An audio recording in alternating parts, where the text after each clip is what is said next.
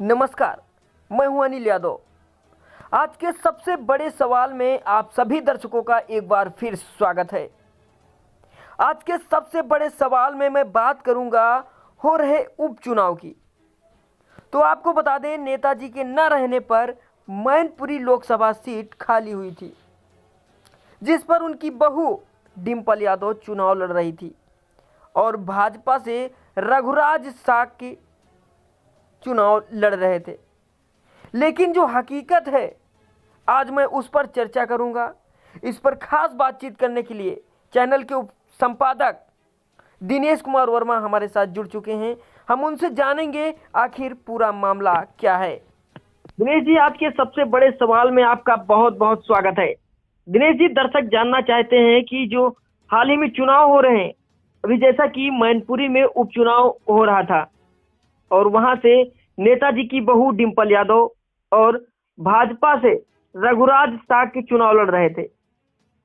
लेकिन सबसे बड़ा सवाल यह है कि यादव बिरादरी की जो कर्मचारी थे, अधिकारी थे, उनको क्यों हटाया गया?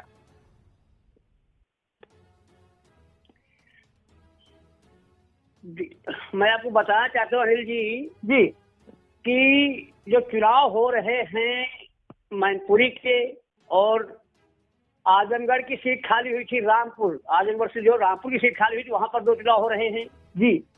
और जो है लखीमपुर खीरी में इससे पहले चुनाव हो चुका है। तो लेकिन भाजपा अपना वर्चस्व कायम करने के लिए किसी न किसी एन तेन प्रकार चुनाव जीतना चाहती है जी। वो अपना चुनाव जीतने के लिए यादव बिरादरी की वोट को सपा का मेन वोट माना जाता है, इसलिए उन कर्मचारी को हटा दिया, कहीं चुनाव को प्रभावित न कर दे। और जो है आज के चुनाव में जो वोटिंग हुई है कल, जी, मैं आपको पहले ही बता चुका था। इसके पहले आज के सबसे बड़े सवाल में हमने कहा था, और ये तो आज क्लियर हो गया है कि किस तरीके से चुनाव को सरकारी मशीनरी के द्वारा प्रभावित किया गया है। कि हमेशा से 65-70% चुनाव होता था विधानसभा के चुनाव में, लेकिन कल जो चुनाव हुआ है मात्र 35% चुनाव हुआ है जी। इसका मतलब कहीं न कहीं चुनाव को प्रभावित किया गया है। यानी कि जो सपा कैडर के वोट हैं, विपक्षियों के वोट हैं, उन मोहल्लों को वहां पर टारगेट बना के उनको वोट डालने ही नहीं दिया गया है पुलिस प्रशासन के द्वारा, सरकारी मशीनरी के द्वारा। चाहे पहले उनको भय दिखा करके जो है नोटिस जारी करके, और उसके बाद मोहल्लों में पुलिस बल लगा करके, बैरियर लगा करके उन वोटरों को घरों से निकलने ही नहीं दिया गया है। कई वीडियो वायरल हो रहे हैं कि पुलिस पूरी तरीके से प्रताड़ित करती है, लाठीचार्ज तक करती है, सबके घरों में बस कैद कर देती है। इसलिए जो है वोट प्रतिशत डाउन है। अब साफ हो गया है कि शासन प्रशासन सत्ता के बल पर चुनाव जीतता है। इसी तरीके से जो है दिनेश जी, आखिर भाजपा दावे के साथ कैसे कह सकती है कि मैं ये सीट जीत लूंगा? तो उसको जरूर जीत लेती है। आखिर ऐसे बस वही चीज है कि वो अपने बल पर नहीं जीतती है जी।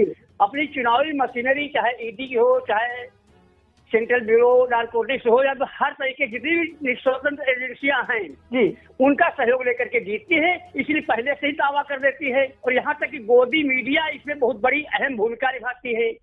चुनाव आयोग भी, जो हमने आपसे बताया था कि चुनाव आयोग की जो प्रक्रिया लंबी होती है, लेकिन उसको 24 घंटे के अंदर जी, चुनाव आयोग का भी जो है, जो चुनाव आयोग का जो मेन अध्यक्ष होता है उसको चुन लिया जाता है।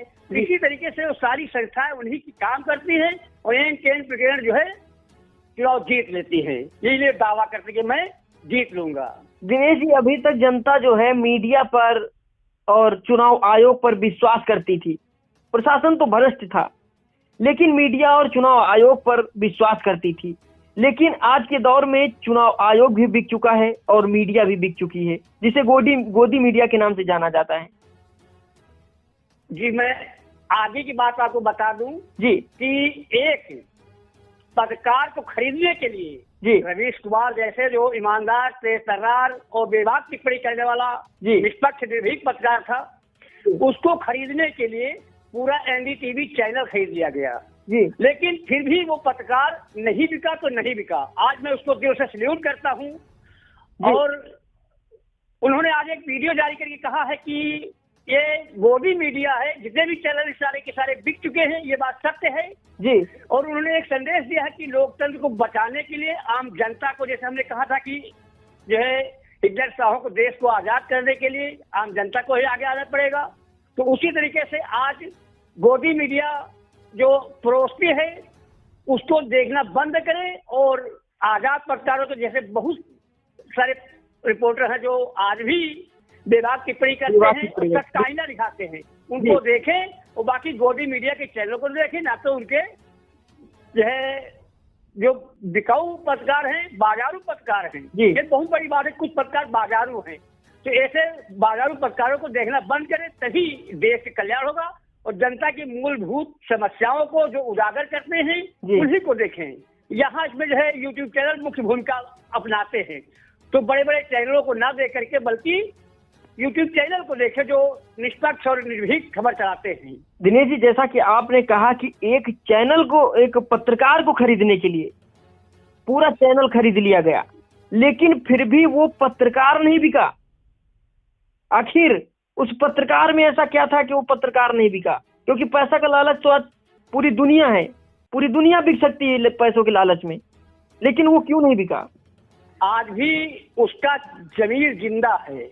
ये जमीर गवारा नहीं करता है कि हम जनता की जिस पर भरोसा करती है, जनता मीडिया चतुर्स्तंभ कहा गया है और जनता मीडिया पर भरोसा करती है, जनता अदालत पे भरोसा करती है, चुनाव आयोग पे भरोसा करती है, लेकिन चुनाव आयोग है ये तो सब बिक चुके हैं, लेकिन केवल एक पत्रकार ही बचा है जो भरोसे लायक है। तो अभी भी बहुत पत्रकार जिंदा हैं और जमीर नहीं बिका है।